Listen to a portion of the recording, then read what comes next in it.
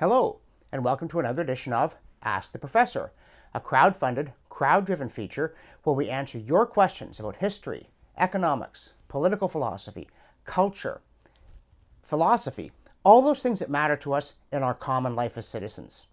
And today's question comes from Jeff, and he asks, when does the authority of regulations made under the provisions of an act exceed the authority of the act itself? And he makes particular reference to Ontario and to the fact that conservation authorities often make detailed rules on matters that don't seem to be specified in the act. But it's a far more important question than that, and it goes far deeper. So thanks for asking it. I was really alerted to this because somebody at one point wrote to me and said, oh, you really ought to read the book The New Despotism by Lord Hewitt of Bury. I think I pronounced that right. Who was a top British jurist at the time and wrote in the 1920s a scathing attack on the tendency of legislation to empower the minister or even the minister's subordinates to, by regulation, amend the wording of the original act.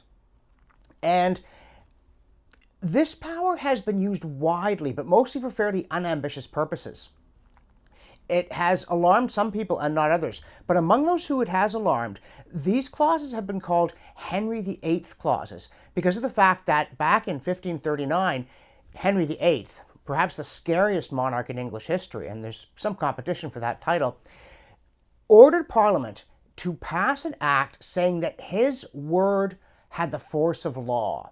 The very same thing, as I noted in our documentary on Magna Carta, Our Shared Legacy of Liberty, that had gotten Richard II deposed, after which he mysteriously turned up dead. Several centuries earlier, Richard, among his many other failings, had said, "The law is in my mouth." And he found himself swiftly and determinedly silenced. But when Henry ordered Parliament to do this, they did it only adding the proviso that he could not legislate by simple enactment anything that infringed on their traditional liberties. It was now you see it, now you don't, even to Henry VIII. And that was very important because essentially what Henry was trying to do was give the executive branch the power to legislate. And the legislature, the one branch of government chosen by the citizens, refused to give it even to him, even under those very difficult circumstances. So why do we have so much of it today? And the answer is threefold. First of all, most of the time, what the legislature is doing is simply giving the bureaucracy the power to fill out the details rather than to usurp a really direct legislative function. And they're doing this, this is the second point, because government has become so big and complicated that the legislatures couldn't possibly pass all those things that the executive branch is now doing for, or one might say, to us. But the third critical point here is that most of the time these so-called Henry VIII clauses do not confer the power that so alarmed the author of The New Despotism. That is to say, the power by regulation to amend the terms of the original act. Now that's a really scary power, because if a minister is given power to amend the act to remove difficulties, and often in Lord Hewitt's day it was very, very broad and very vague, then they could simply amend the act to say the minister may now do anything he wants. And that would have led to a contest of will unbounded by legalities. Of course, ministers have generally not been so foolish, partly because legislatures have become so supine that it's hardly necessary.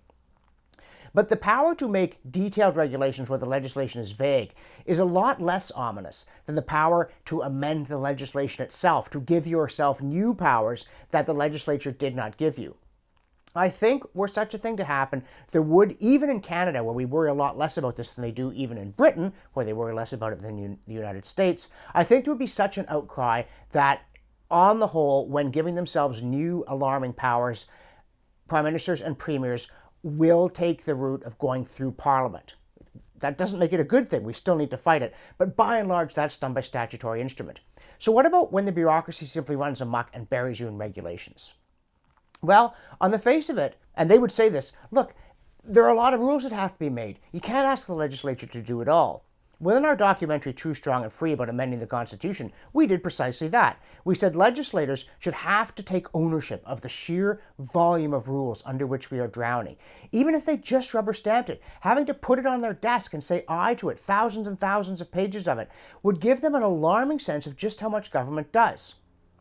But in a more fundamental way, the problem here is that the legislature has delegated this power to the executive because government has gotten too big.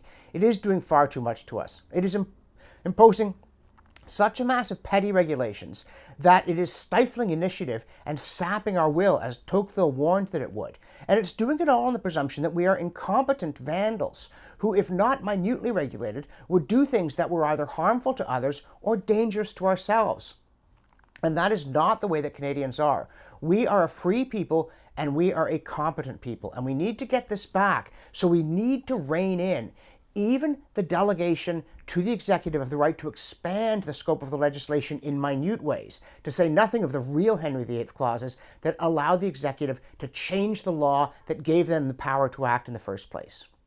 So, Jeff, the short answer to your question, when do the regulations exceed the authority of the Act? They do it virtually all the time. They do it constantly. And it's a bad thing based on a bad understanding of government. It doesn't rise to the level of a coup d'etat, but it does rise to the level of sapping the foundations of our constitutional liberty. And thus, by lawful means, we need to take it back.